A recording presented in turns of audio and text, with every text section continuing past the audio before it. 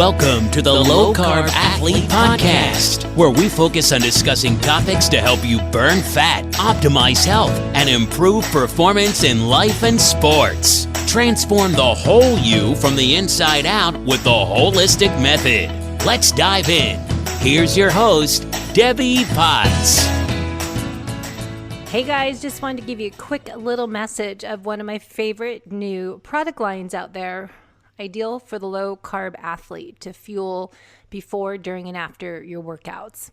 This company is called Equip Foods. Equip is one of my favorite supplement brands as they provide some of the shortest ingredients lists in the industry, which is hard to find, with products made from 100% real food, no junk, no chemicals, no artificial flavors or fillers. Their best seller is what I've been using, the Chocolate Prime Protein, which is actually a grass-fed beef protein powder providing a whopping 21 grams of complete protein in each scoop with only 3 ingredients. And you don't even taste them. Grass-fed beef protein, stevia, and cocoa. Now, don't worry, despite its simplicity, it does taste incredible. Not like beef. That would not taste good in my shake. Equip also has a 1-ingredient collagen powder made from grass-fed bovine collagen, providing incredible benefits for your joint health, skin, and recovery. Plus more, ideal for the aging athlete.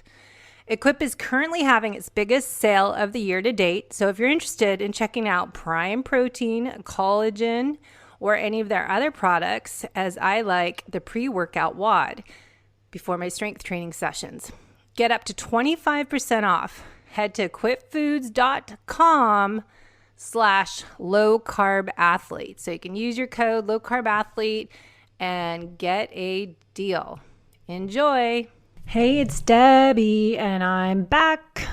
I'm back with another podcast with Rhonda Collier on heart rate variability. I talked to Rhonda 10 years ago, and I actually did a 30-day beta test program and tried doing an app for HRV with them. Rhonda is behind Sweetwater Health. Rhonda Collier has more than 25 years of experience in high-tech product development with a proven track record of delivering leading-edge consumer electronic products within both privately held startups and Fortune 500 companies. She's spent 3 years as independent scholar researching non-invasive health monitoring techniques to improve overall personal well-being. This led to being a founder of Sweetwater Health in 2011. And then we met at Ben Greenfield, what was that called? Superhuman Coach Conference in Spokane, Washington, February 2013, 10 years ago. I always like to ask people that come on the show and my clients, what's your why? What drives you? What's your purpose? What's your passion? What's your mission? Rhonda told me her knowledge, her why is knowledge is power. Knowledge of self leads to power of the self. Stress is a weak link in the chain for overall health, yet most stressed people have no idea they are stressed. We at Sweetwater Health want to provide tools for individuals to monitor their stress and measure what activities or thoughts are increasing or decreasing that stress. So I wanted Rhonda to come back on the show to talk shop. We have been talking a lot about HRV testing, but most of us just test with our Oura Ring or with our Whoop strap or with your Garmin or Apple Watch. But is that very accurate? It's just testing your pulse somehow with a little red light behind that Oura Ring or your Garmin watch. Ideally, we test with a heart rate strap, and we talked to Hanu Health a few months ago about this too. Ideally, you spend 5 minutes, we'll talk about today, testing your true heart rate variability every day. And you can listen to Dr. Jay Wiles about Hanu Health. He's done many podcasts with Ben Greenfield podcast about the science going deep into HRV. Ron and I are going to talk about HRV testing and why we need to not guess if we're recovering. not guess if we have chronic stress, because as I found out, I was living life as a race, not as a journey, as I called my book. And I thought I was healthy. I thought I was thriving every day and invincible. I thought I was superhuman and could just manage my business, running a fitness studio, trying to do everything. I was teaching clients, classes, doing the marketing, doing all the behind scenes work of running your own business. But on top of that, I was training for Ironmans at a top age group level. I was on Mark Allen elite team. I was teaching classes, spin classes and core classes and doing all that, but that didn't count as my workout. So I was doing too much of everything. So acute stress is hormetic stress. Stress in small doses. We get stronger, we repair, and rebuild. Just like lifting heavy weights, you break the muscle down, and the gains are in the recovery period when you get stronger. You bounce back. That's the whole thing of a cold shower or sauna, heat stress, cold stress. Fasting, eating, not eating. So anything we do too much of, as what happened to me probably 5 years ago when I started doing more fasted exercise, I started doing more OMAD, 1 meal a day, and doing too much low carb and not cycling carbs in because we thought, ooh, I'm keto, I'm low carb, all carbs are evil. I can't tolerate carbs. But it's more, why not? What's wrong with your metabolism? What's wrong with your microbiome? Why can't you digest these foods? Why can't you balance your blood sugar? What are you eating them with? Are you eating nutrient-dense foods? But it's also looking at your stress in life. How do you start your day? Are you burning the candle at both ends? When I opened my fitness studio, I was training clients at 5 a.m. because they had to get home before their kids got up. I had run group and went to yoga class. And so I did stuff at nighttime that I wasn't done work until 7 p.m. So by the time I get home, eat something, wind down, go to bed, it'd be 9 o'clock and wake up at 4 the next day and start over. Are you that person that's high performing, high charging, ambitious, driven individual that hears information we talk about on these podcasts and takes everything to the extreme? You need to remember it's N equals 1. And the importance of experimenting, trying things, testing it out on you, ideally getting functional lab testing, testing your biometrics as your glucose with the continuous glucose monitors, NutriSense, or even heart rate variability, or just even your heart rate every day. You know, knowing what your data is, you don't know what you don't know. So if you're not testing, you just go on and you have no clue, you're not recovered. You have no clue that your body is under less stress because my Oura ring said my temperature went up 4 degrees last night and my heart rate went from 41 to 57. My HRV went from 120 down to 70. There's some red flags. So these days, compared to my 10 years ago, you can really figure out red flags before they happen. But testing heart rate variability with the chest strap and an app to control that, how you react to stress, to do breath work, to just know if you are under too much stress. Are you doing too much in life? Are you not eating enough? A lot of us are not eating enough calories, getting enough nutrient-dense food for our busy, active lifestyles because we're athletes and we're exercising once or more a day. We're busy, we're motivated. But we tend to do too much, right? So listen in to Rhonda. Let me know if you have questions. We'll talk about heart rate variability testing, what it is if you haven't heard about it before, really know what LF, HF is. How can you identify those red flags and course correct before it becomes too late? Because if you look at the HPA axis, hypothalamus talks to pituitary gland, sends a signal to react to a stressor. It doesn't discriminate what that stress is. If it's chronic stress happening all the time, like the leaky faucet, it's not stopping dripping. We want the faucet on or off, not just constant drip. And if you don't face these issues, these food habits, these lifestyle habits, you're over-exercising, you're under-recovering, all these different things that can impact your health. Because once you have chronic stress coming from external, then internally you become a mess. Your first line of defense, immune system, everything starts to create a domino effect. We lose our guards. So then we start to get H. pylori, start to get pathogens coming in.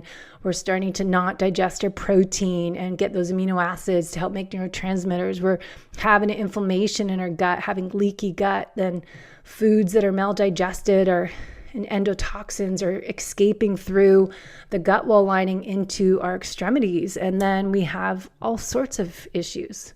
We could have brain fog, fatigue, depression, anxiety, feeling of overwhelmed, skin issues. I mean, it can come in all sorts of forms. So my mission this year is to help you identify those red flags in advance, testing and not guessing, knowing when to stop, pause, and reset, knowing when to course correct, take action now, invest in your health so you can continue doing what you love to do, so you can thrive every day. Endurance exercise is fun. We love it, but it's not ideal for our aging process. So less is more. Listen and learn from these shows. Listen to what Dr. Stacy Sims is saying, how to embrace the aging process and not blame it. Change how we train. Do your heavy weights. Do your short intensity intervals. Look at your energy. So I put the links to the past podcasts with Rhonda, which go way back. And if you didn't know, this heart rate variability podcast we were on originally, this podcast was called Fit, Fat, Fast with John Smith. And then he left and I had to change the names. I'm like, Shut the Front Door. That's a great name. That was a car ride decision. Not a good idea.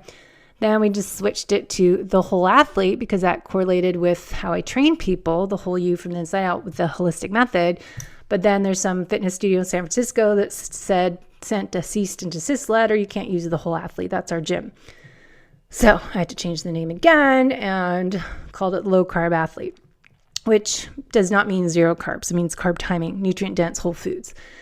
So you can find, I put a list of these podcasts are coming from Shut the Front Door. They're coming from Fit, Fat, Fast. And now the current podcast, Low Carb Athlete. So enjoy the show. Please send in your questions if you want to know more and schedule a discovery call if you want to talk to me about one of my 3 coaching packages. Chat soon. Enjoy. Okay, guys, I am diving in with Rhonda Collier from Sweetwater Health. And do you know what this, Rhonda, it's 10 years ago when we first met this month. Oh, wow. Can you believe that? Yeah. You were one of our early advocates. Yeah. Yep. Rhonda and I met through Ben Greenfield. It was a superhuman coach conference we did. Ben did one and done conference back in 2013. Remember Dave Asprey was there, Jimmy Moore, and all these people, the cold therapy. And we were kind of way ahead of all these kind of biohacking stuff that's out now. That was way before all this other conferences started. And Rhonda was there talking about heart rate variability and how to test and not guess our HRV and figure out all that information. But I'll throw in a month later, I realized, oh my gosh, we're talking about all this stuff I'm experiencing. And then I got my so-called adrenal exhaustion, adrenal fatigue, and wrote my book that you helped edit, The Life is Not a Race, It is a Journey, in the Holistic Method. And fast forward, it's 10 years later. That's like, oh my gosh, how did this happen? I know. I wanted to have you on the show partially because I was like, oh my gosh, it's our 10-year anniversary and how important it is to help other athletes avoid going through what I went through almost, as I said, 10 years ago when I started to fall apart and have never been Your story is so important. It really is. And I'm finally just sharing it. How you hit that burnout, that level of burnout of adrenal fatigue, and then how you rebuilt yourself back. And I really didn't rebuild until we moved here to during COVID to San Diego. And I left everything, my life in Seattle and my crazy schedule, and luckily closed my fitness studio. That was my main stressor. So, I always talk all the time on the show that can't out supplement poor lifestyle habits. And you can't, you got to test and not guess, and measuring things and figuring out what works for you, because it is such an N=1 journey, and how we have to stop, pause, and course correct so often. And that's where I think testing our heart rate variability is so essential. And I wanted you to kind of talk about what has, since you started, when did SweetBeat start, or Sweetwater? 2011. Wow. Yeah. And Ben was one of your first people that you started Ben was working one with? of our first people. Yep. And Mhm. Dave Asprey. Wow. So what's Um, happened in the past 10 years? How's this evolved since you started with HRV and now yeah. fast Well, forward? um, have done a lot of work that ended up just sort of sitting in we need more resources. I'll just be honest. But we learned a lot about sleep Mm-hmm. staging in HRV. It's a very difficult algorithm to develop, but with the new AI that is coming about, that's a little more at your fingertips, I think we're going to revisit that because we made a lot of progress in doing sleep stage detection. But given that, even with what we have today, you can measure whether you had restorative sleep. And so we can go into that later. Mm-hmm. Also, we've had a huge interest in alternative health professionals with HRV. There's a lot of energy spas popping up these days where people Mm-hmm. have pulsed electromagnetic field therapy, far infrared therapy, hyperbolic change, all these different therapies at their energy spa. And Mm-hmm. so they're interested in measuring HRV as well so that their clients can see what these modalities are actually doing and which ones are working for them and which ones aren't. So they can actually measure their HRV before and after each of those different techniques. Why And don't we should just touch on what is HRV for people that like hear it all the okay, time. What all right, kind of the short yeah, version? What is HRV? yeah. So it's heart rate variability, and I usually use the analogy that if your heart beats at 60 beats per second, it doesn't beat at 1 second intervals like a metronome. It beats at, and let me back up a little bit. If you picture an EKG with the spike, boom, boom, spike, the time between those beats is called an RR interval. It's a R to R. Anyway, that's your beat time. And so they don't beat at 1 second intervals like 1 second, 1 second, 1 second. The time between will be like 0.98 seconds, 0.92 seconds, 1.02 seconds, 1.08 seconds. And then that will average out to 1 second intervals or 60 beats per minute. So heart rate variability is the natural variation of the time between heartbeats. Mm-hmm. And if you're healthy, you have a lot of variability in general. And what that does is it shows you that your sympathetic nervous system, which speeds the heart up, is in constant play with your parasympathetic nervous system, which slows the heart down. So for example, when you're lying down, your heart rate's nice and slow and relaxed. And then when you stand up, your heart rate needs to increase so that your blood pressure equalizes quickly. So you expect your sympathetic nervous system to engage, speed your heart up, so you don't get a head rush and pass out. And Mm-hmm. then your heart rate should come right back down to where it was, to its relaxed state. So that's why a high heart rate variability is indication of a very robust nervous system. And it's a sign of health. So we always say test and not guess. So we want to know what our heart rate variability is so we are more resilient to stress. Right. Okay. Right. And then we want to know the breakdown. I think that's what I learned from you is that what you just said, the sympathetic nervous system to the parasympathetic nervous system. Are we in balance, or as many high charging individuals that we are over here are sympathetic dominant? And we want to know how to test where are we with our sympathetic to parasympathetic nervous system. That LF, low frequency, relates to the measurement of our sympathetic nervous system right. And then the HF, because it's always opposite. HF is high frequency, and that means parasympathetic nervous system. That's right. That's so right. To test that, how do we do that? Because we've talked a long time, like Oura Ring, people wear Whoop. Yeah. I know when I use your product, I'm wearing a heart rate monitor chest strap, and we've got that. And then there's all these other devices up. We talked like the and finger we now against. Have yeah, I saw that on your website. So handheld. So what is the best way to measure? If I want to know what is my HRV, what is my LF to HF score? And then I want to know because I want to see, okay, what lifestyle habits, breathing techniques, biohacks, supplements, my sauna, what things can I do to improve it? So how do we measure it first? Yeah. So I really want to stress that you need single lead EKG accuracy to get a good HRV. And there's multiple reasons for that. One of which is a good HRV requires millisecond accuracy. And so there's been numerous studies that show a good chest strap, which is measuring the electrical signal. So if you picture an EKG, a single lead is 2 stickers on your chest. Oh, yeah. And what it's doing is it's measuring the resistance through your body. Okay. The chest strap is equivalent enough to like a Holter monitor single lead EKG. We also have now, you have the Alive Core, which still has kind of a closed system, so we can't get to the data. But now we have the WellU Duo EKG, which is like the Alive Core, which is a single lead EKG. And so now you can use this with the Sweetwater Health line of products. And so a lot of products offer the iPhone camera and any sort of optical, like a Fitbit, like an iWatch or your Garmin, the Oura Ring. You know, we love all these products, by the way. We're not dissing them. But what they're doing is they're measuring, they shine a little LED light, we'll just say on the wrist or on the finger. And they're measuring the expansion and contraction of capillaries. And so instead of getting, if you picture an EKG, that sharp electrical pulse, you're getting sort of this pulse wave is what it's called. And they're kind of guessing. It is. We tried. We've studied this deeply. We really wanted this to work for us. So people didn't want to have to wear a chest strap. But anything that's using a camera or an optical is measuring the expansion and contraction of capillaries. And so they're kind of getting your heart rate from that. Okay. Now we've studied it in heart rate. It's good enough, actually. It's pretty darn good.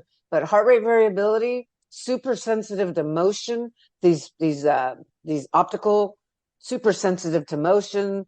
And so they've got algorithms trying to filter out any motion you're doing. On top of the algorithm that's guessing where that peak is. Okay.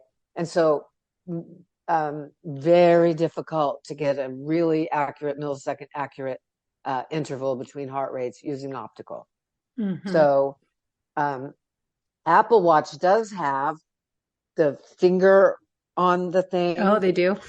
They do, but they only measure for 20 seconds. Ooh. And so they are going through the watch around the body to this finger. So that is single lead EKG. But the medical community has what's called, it's basically a standard for short-term heart rate variability, and that's a 5-minute window. So to measure heart rate variability most accurate, we need to have a single lead EKG and measure for 5 minutes. Yeah, and we've done some testing where we can get away with 3 minutes. So there's short term, which is 5 minutes technically, and long term, which is 24 hours. So these are the medical standards. And so also I see, so the 20-second SDN-N, which we can talk about later, it's one of the ways to measure your variability. It's a standard deviation of your RR intervals. It is not useful because you need the 5-minute window to get any useful values. And like I said, 3 minutes, we've determined we prefer you do 5 minutes, but if you want 3 minutes, then that seems to be good enough. So so you want to stick with the standards that have been studied for 30 years, single lead EKG accuracy and a 5-minute window. But testing for 5 minutes while lying down and focusing on nasal breathing. Exactly. So you want to be in the same position. Now, if you're going to do it every day sitting up, then you have to do it every day sitting up. But that's a lot lower or like not as optimal score, right? If you're standing or sitting in a chair testing it, isn't it lower? I think if you're, lying down is because especially for athletes, when they're doing it every day, you haven't started thinking about your day. So the best way to do it, and that's why we love this and highly recommend this. Not everyone can support this because it took JoBeth Dow's engineering prowess to get the data from this. Yeah. Cool. So then what you'll do is wake up in the morning, you'll grab your Duo EKG and you'll just lie there and relax and not think about your day. And that will give you your best HRV for training. But you touch that and then meeting. you have that connected to your app. So yeah, this is a Bluetooth, Yeah. just like your chest strap. Okay. We also have this in a patch, but for Well, the morning, I just leave this on my bedside, pick it up, start the, and there you meditate. go. Yeah. So you start your day. Yeah. I just had a flashback though. Didn't we use patches 10 years ago? We did. I remember testing that out with Brock. Yeah. The Armstrong and I were doing that. Yeah. They went, medical and didn't want to support the consumer model, which unfortunately they're great guys, but it was to their detriment. I think a lot of people, even AliveCore moved towards selling it on Amazon. Oh, because the medical community, the doctors and all of that, there's they are kind of stuck in their ways, and mobile apps and things like that just aren't in their purview. And so, whereas, especially athletes, I'm just going to say in general, biohackers, are motivated. Yeah. And so they'll go ahead and embrace new technologies a lot more quickly than doctors. Talk about motivated. My clients, because when I test people or coach people, I do more kind of the holistic method coaching program, and I look at all their metrics, and then I get people that have Oura Ring, they have the Whoop, they've got their Apple Watch, they're doing it all. So then we've got all these different numbers and scores and readiness, recovery. It's all different numbers, but so we measure it for 5 minutes. Sit there, lie down, ideally, work on breathing exercises, breathing through your nose, kind of slow. What's the best way to measure? So the best way is to breathe naturally. Okay. Your heart rhythm, HRV, is deeply affected by your breathing. So when we go talk about some of the first heart rate variability out there that people heard of was heart math, which is they've got so much research. And so what they do is, besides trying to invoke a sense of joy, the deep breathing causes your heart rhythm to sync with your breathing. And it's extremely valuable, because what it does is cause your breathing to now sync with your heart rhythm. And then what that ultimately does is cause the nervous system to sync with your breathing, which then causes your blood pressure regulation to sync with your breathing, your brain waves to sync. And what this is, creates a coherent state that it has huge benefit. That said, that deep breathing affects your heart rate variability. And so especially when you're looking at training aspects, you want to go ahead and just breathe naturally, because we want to see what your nervous system's doing without introducing the sinus rhythmia, which is what it's called. So if we're looking at more measuring HRV to know, are we recovered? Are we repaired? Just breathe naturally. Am I needing to take a rest day, or are my hormones out of whack that I'm luteal phase, your HRV is dropping? And so really tracking everything, I find that fascinating for female athletes, and then knowing what to do with it. So we test, we get this number. And then what? What do we do? How do we know? Well, so is that optimal? What's good? Well, we have a basic HRV for training feature in SweetBeat HRV. For really serious athletes, I recommend using our Recover Faster app, because it takes into account things like sleep, your mood, are you sore? And it really is targeted for the more serious athlete. And that will incorporate all these other more subjective things, but they matter. Did you sleep 3 hours last night? Because we need to know that. That sleep is where your nervous system recovers itself. And so we recommend using the Recover Faster app to get your recovery score. That said, then you can download that into SweetBeat HRV, because they all go to our database, which is private, by the way. And you can download that, and then you can get all the geek screen information, like your LF, your HF, your RMSSD, your VLF, your all the stuff. That's what I like to look at. I like to look at the LFHF, because I find that so fascinating. So can that data go into Training Peaks, or like I use Practice Better for coaching? Yeah, so we connect in with Restwise and Training Peaks. Restwise, that's right. Yeah. So and we added that to the app. So if you're not hooked up, you just go in the app. We used to have it on the website, and we just moved it into linking your accounts for Training Peaks and Restwise and through the app.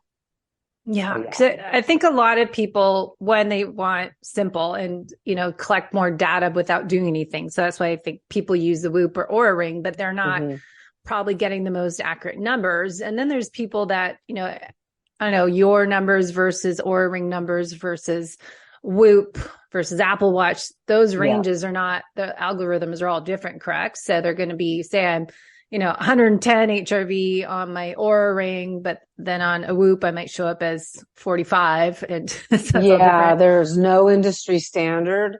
We sort of stuck with the logarithmic based on RMSSD, which is, I think, I know HRV for training does that. I know iThlete does that because it comes through the medical literature. So exact how they're using the log, is it natural log? Is it, log base 10, but with Sweetwater, we use a range from 0 to 100 because those are numbers that people can deal with. Yeah. Going over 100, what's 110? So yeah, each company did it different. I like 0 to 10 or 0 to 100. 0 to 100 gave more granularity.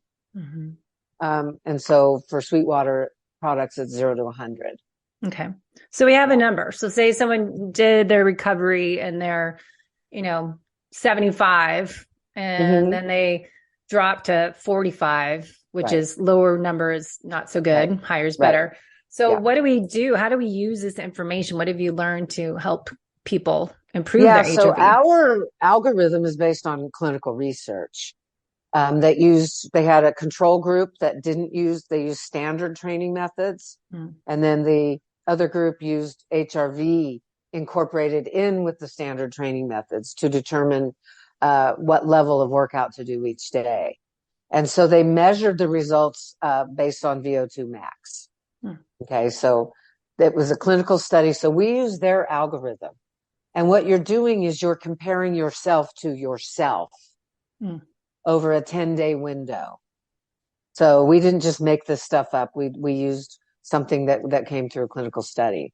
And so what it does is there'll be now a 10-day running window. We give you a result after 3 or 4 mornings, but after 10 days, now you're getting a clinically studied result showing you whether you should work out as usual, you've recovered really strong, do a hard workout today, or today's a low exertion day. And if you have reduced HRV 2 days in a row, it's a rest day. And so what you'll do is do your little reading in the morning while relaxing in bed, breathing normally. And then what it'll do is come and tell you're where you are compared to you based on the algorithm from the clinical study. And so if you follow that, then you should have better outcomes in your training. Yeah. So I think that's important that you're comparing your data to your data. Right. That's why I wanted to say that when you said you're at 75 and you go to 45, well, it's compared to you because HRV changes for different age groups. It changes. It's different from men to women. And so our Daily Beat app, which is really geared towards the layperson, not necessarily the athlete, but it does show you, it puts your HRV into a nice quadrant, and it's based on others of your age and gender. So you'll see where you are compared to your peers. Of your gender, yeah. Yeah. That's important because I think, too, if you get into the female athlete of premenopausal and the time of their menstrual cycle, the follicular ovulation to luteal phase, that's a lot of good data on there, how it will change. It is, everything, yeah. And people, it's so important to understand that we're talking about your nervous system, which can be affected by thoughts. It can be affected by what you ate, environmental factors, what you're exposed to. And I loved, Debbie, in your book, I really learned, I got a Fitbit for a while and it made me stand up. That sitting is the new smoking. Yes. And so are you sitting all day? Are you getting up every hour? And I marched in place for my little 250 steps, but I'm really aware of that now. All that affects the nervous system. And so it's not a really straightforward thing. And that's why you have to compare yourself to yourself and also kind of keep in mind, did you sleep well? Did you drink enough water? What's going on in your life? So testing in the morning's best time. Is it helpful to do it at nighttime to help kind of wind down and stack it? Yes. So what we can actually measure whether you got restorative sleep. And so it's a feature we could put in if there was enough interest, is to do a 3-minute reading before you go to sleep, and then do a 3-minute reading when you wake up. And your HRV should have increased. Overnight. Yeah. If you have restorative sleep. Sleep with a chest strap on and watch what your nervous system's doing. We've tested lots of people on that. Like I said, we were doing sleep stage, detection. And so we had a lot of people sleeping with it overnight. And if you get a good night's sleep, you'll watch your nervous system start recovering. It's almost linear, not quite, through the night. So yeah, so that is a reason to do it in the evening. So when you do that though, do you have to have the app then on, and you can put it in Bluetooth mode or Wi-Fi turn off and it will record it? Yep. Okay. Yeah. So it can record an overnight. No cell phone in the bedroom, Wi-Fi on, so you can turn it off. No, I hear you. But if you want to measure it, that's what you got to do. I know I turn my, people are like, I called you. And I'm like, well, my phone's like off at night. Yeah. After 7 for me and downstairs. Yeah. So I think for a lot of athletes, though, and the people that are into the biohacking and how to stack things and figure out what works, so they, test and not guess. But even as we have our new Sunlight and near, mid, and far infrared sauna and testing, what can I do before, during, and after to optimize that experience and help my body in HRV, and doing that at nighttime or morning and measuring that with my HRV, see if that made a difference. Or, adding some sleepy time in yoga. I've been doing it nighttime before bed for 15 minutes. So is there any things that you found are good ways? I found different articles online, but what are some good tips for people that are struggling with low HRV and they need to improve it or would like to? Yeah. So for some of those, I just wear the strap during the treatment and see what it's doing. We've tested with acupuncture to see what happens after the needles go in. I used to do that. Craniosacral. I've got a little PowerPoint showing what happened during craniosacral. And so what I recommend is if where it's possible, put on a chest strap and have your phone in there and measure what's going on and see, because you could be mentally stressing. I went into Your Energy Spa in Los Gatos, and they have this squeezy thing that squeezes and gets your pulse synced up or something. And it was freaking me out. And well, afterwards, you know what? My sore calves were better and it really did help. During the treatment, I was stressing out. And so you want to know this. And sometimes I'm very aware because of the work that I've done, all in meditation and self-awareness, that I know when I'm stressing out. But a lot of people aren't. The brain is this giant filter and pattern matcher, and it will filter out anything familiar, even if it's dysfunctional. So people who are used to being stressed and don't know it aren't able to sense that. There's not enough awareness of that because the brain's just filtering it out.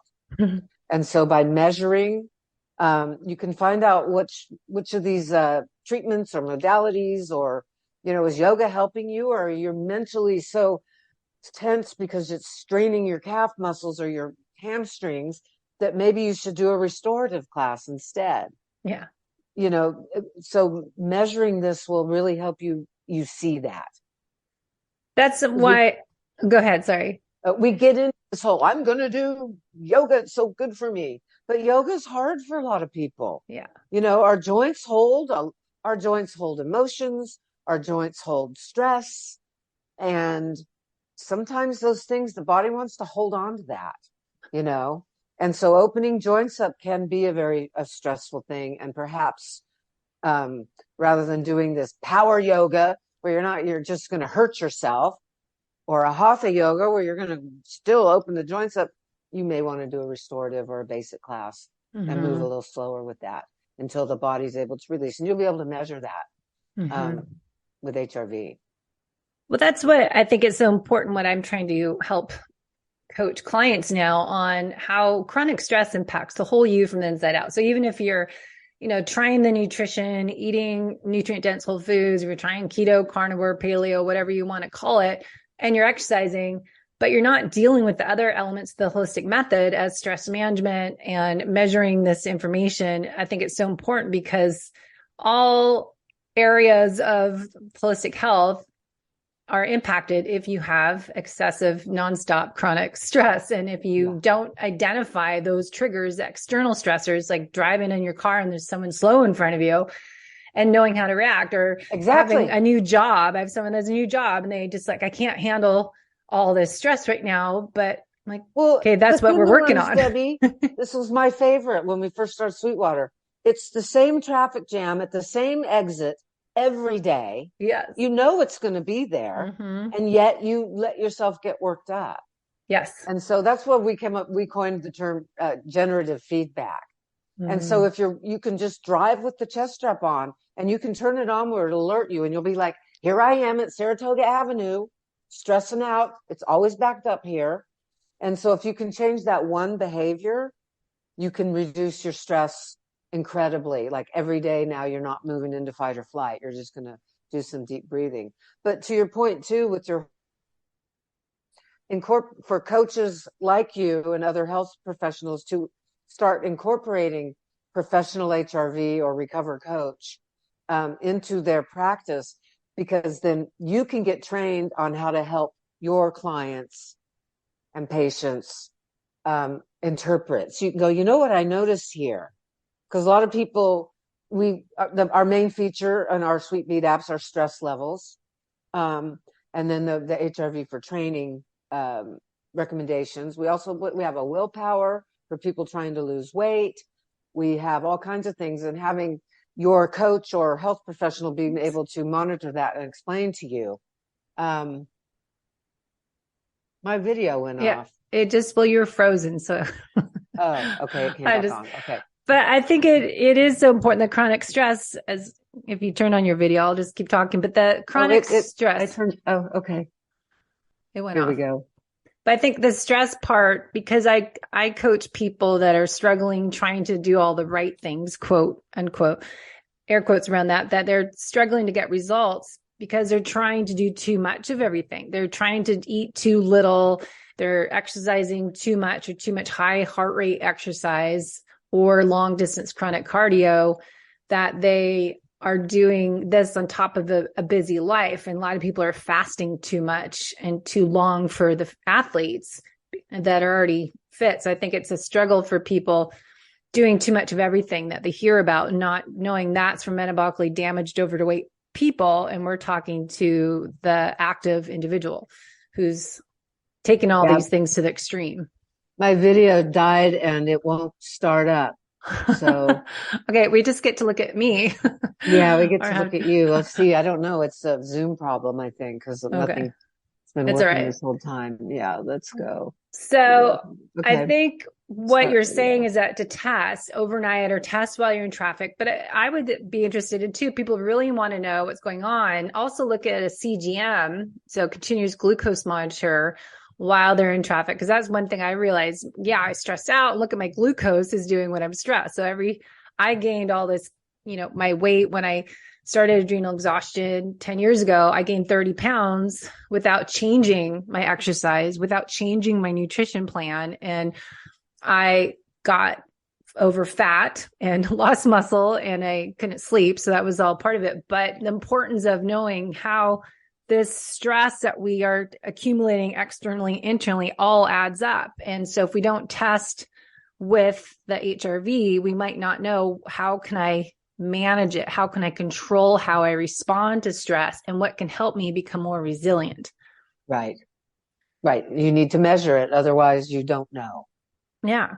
And I think everyone's so different, how we react to stress. Like, why did I have my stuff happen to me and other people can push through it, and I more not as strong genetically? Because we all have different traumas in our lives, and so we all see the world through a particular shade of rose. I do want to comment that we all think we're right as well.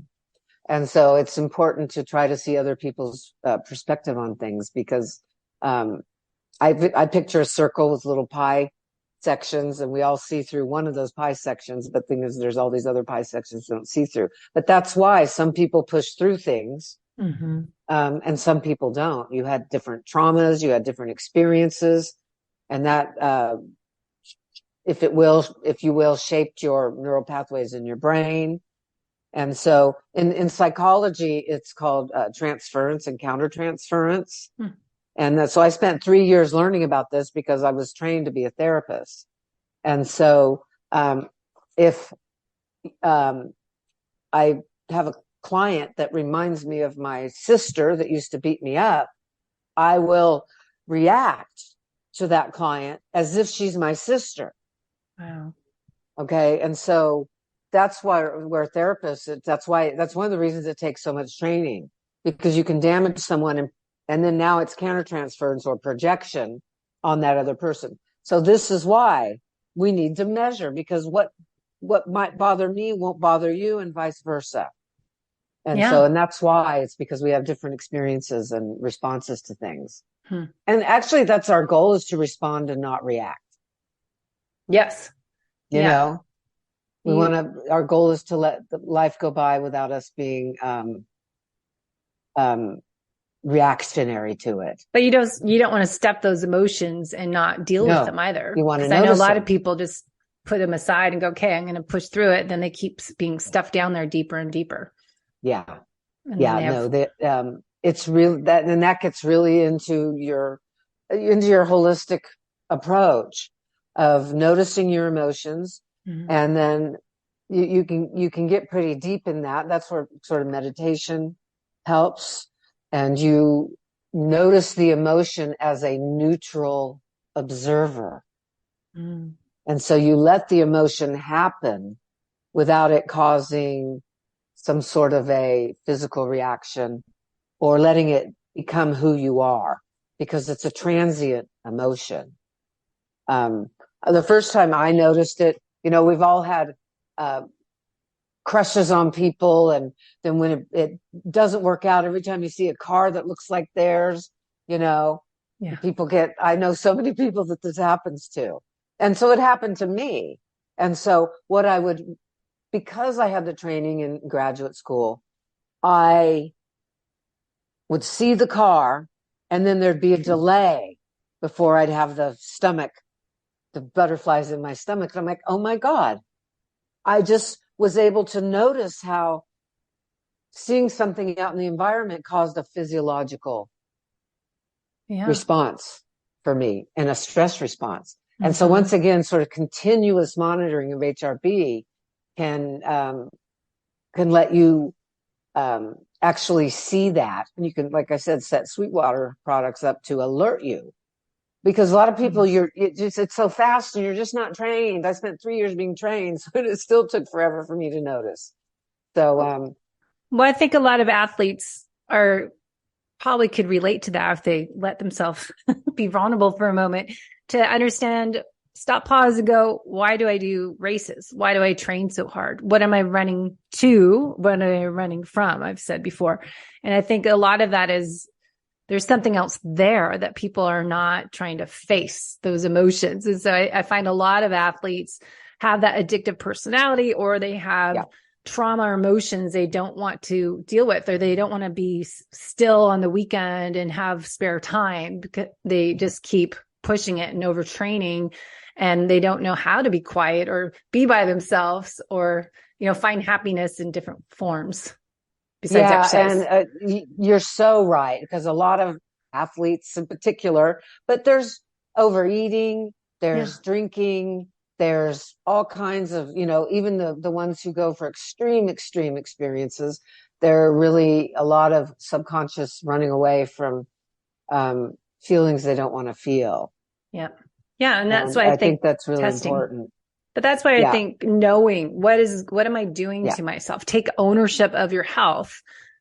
Test and not guess, as we say every time, but you don't know what you don't know. So you can just continue avoiding it. But if you are a high performer, high charging athlete who wants to optimize your health and improve the aging process, you're training and doing all this to be a better athlete, but why aren't you trying to be a better person and be a better person, your future self, doing what you can do now. So you're thriving in your next 10, 20, 30 years. And I think a lot of people don't see the damage you're doing, even though you think you're healthy. So that's kind of what I say, being fit and healthy from the inside out, why this is important to test. Right. The right ways. I totally agree. So go ahead. Yeah. No, I was just going to comment on, you're one of the few, what I consider hardcore athletes that really thinks in this holistic method. And I'm so glad that you've put this forward because it's hard work. Yeah. And I wanted to comment too that everyone goes, well, I can't meditate.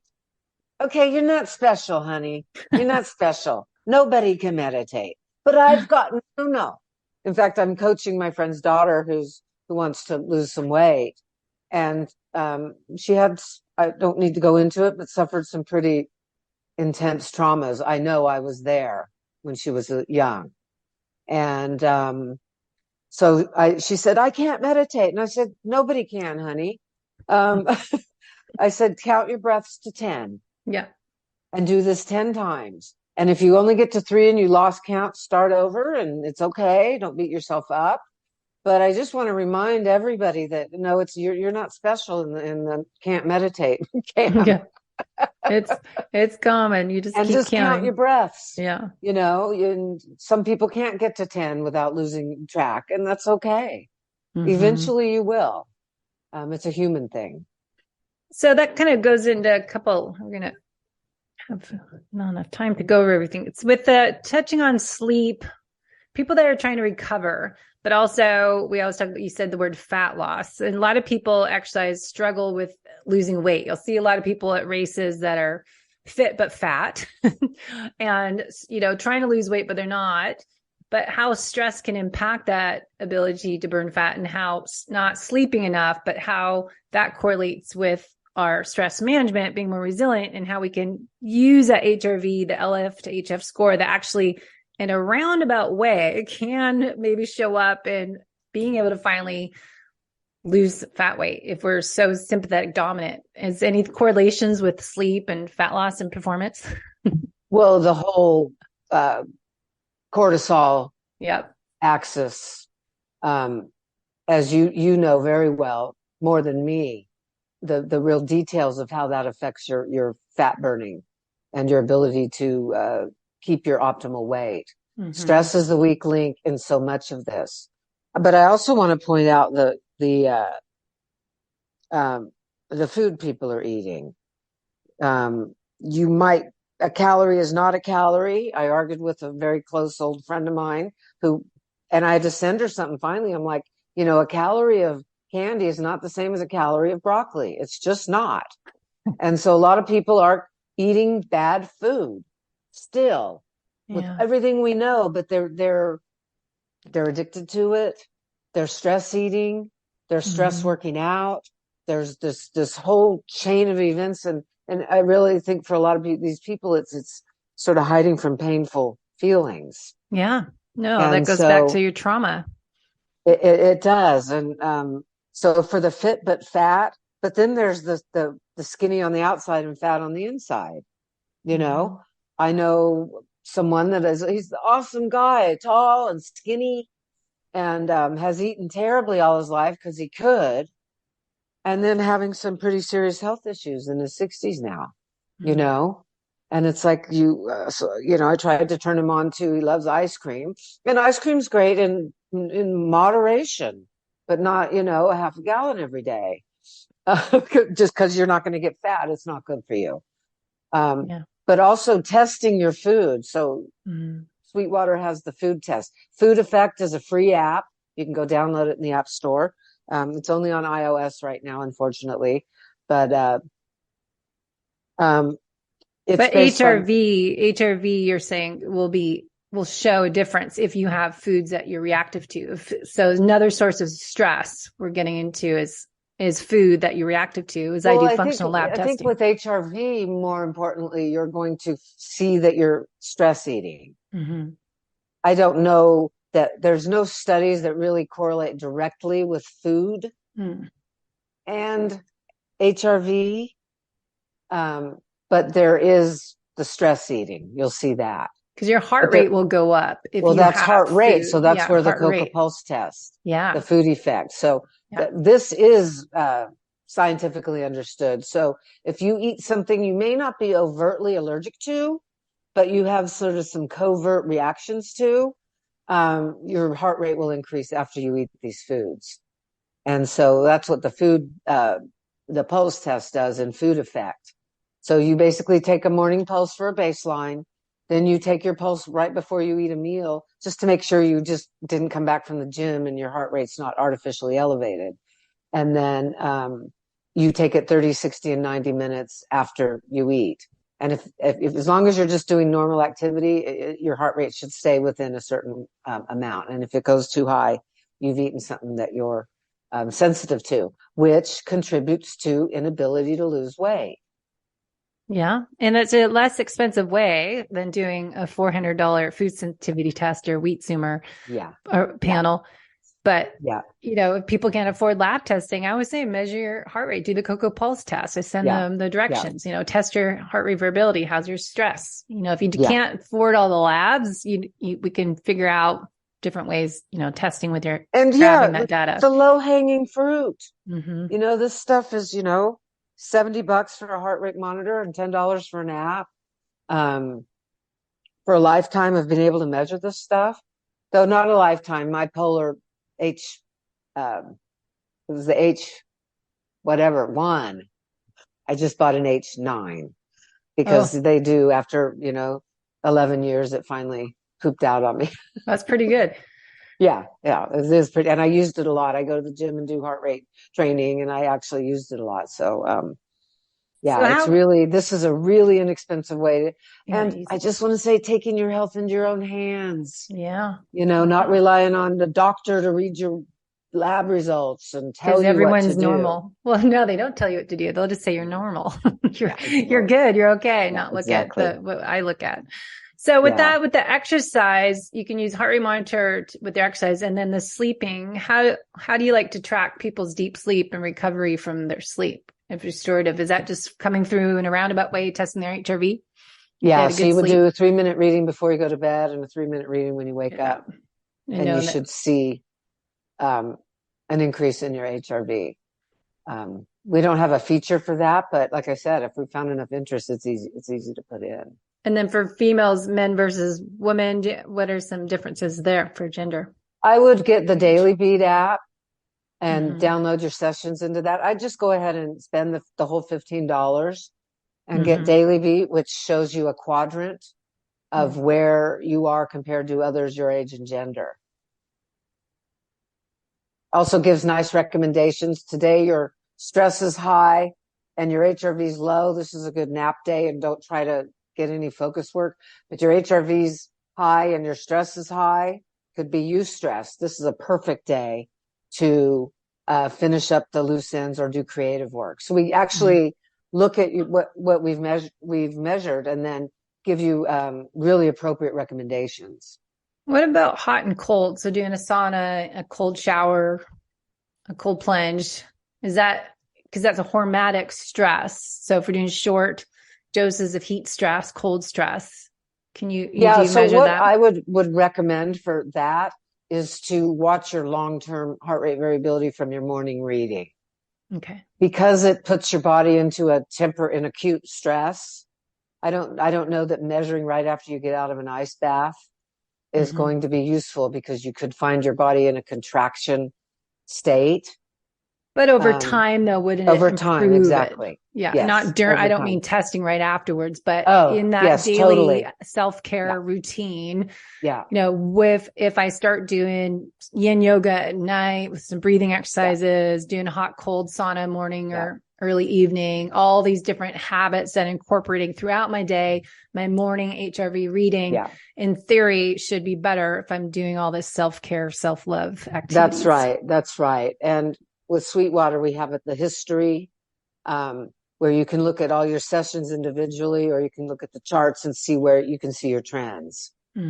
So you can have all of them, or you can choose the last 20 sessions or whatever. And so that's really, I'm glad you brought that up. It's an important point, because going back to when we were talking about the HRV for training algorithm, you compare you to you. Yeah. Because everyone's different. Everyone sees the world differently. And so what stresses you out might not stress me out, and vice versa. And so when you're looking at trend lines, you want to look at you against you. And also for long-term health, if you've been measuring it, everyone knows their blood pressure, they know how much they weigh, and they know their cholesterol, but they don't know their systemic health that's so easy to measure. And so if you have been measuring your HRV for years, even if it's just a couple times a year, if you start seeing a downward trend, then you probably want to get into your doctor and get a checkup. Mm-hmm. Yeah, if it's something cardiovascular, some It's more serious items. Even if it's not, the nervous system reflects systemic health.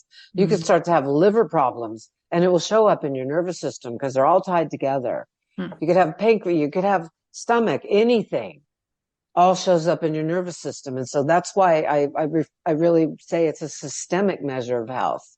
We focus on sort of the athletic part, which is absolutely important, but also by measuring long-term, if you start to see a major decline in your HRV, working out or not, that would be a trigger to go to the doctor. And Daily Meat will put you in a check engine box. Okay. Is what we call it. That's good. I like that. Yeah. But also, I think that's so important. And so what's your normal and when things are off and on, because the other part of it is people tend to do too much and have the more is better philosophy, and especially the biohackers that are doing the sauna and the cold plunge and the HIIT training, and you hear the benefits. So they think, okay, I'm going to do that. So then they do it too much. Same with the fasting and too low of carbs, and not looking at, men and women are different, not women that are cycling hormones still that you need to change it. Each week of your cycle, divide that month up into 4 weeks. Those 4 weeks are going to be different fasting, nutrition, exercise plan. Yeah.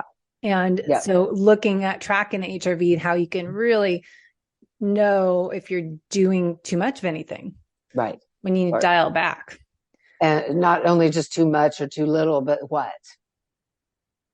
What like doing. I said, some people go, oh, I'm going to do yoga, but they're type A and they're doing this power yoga.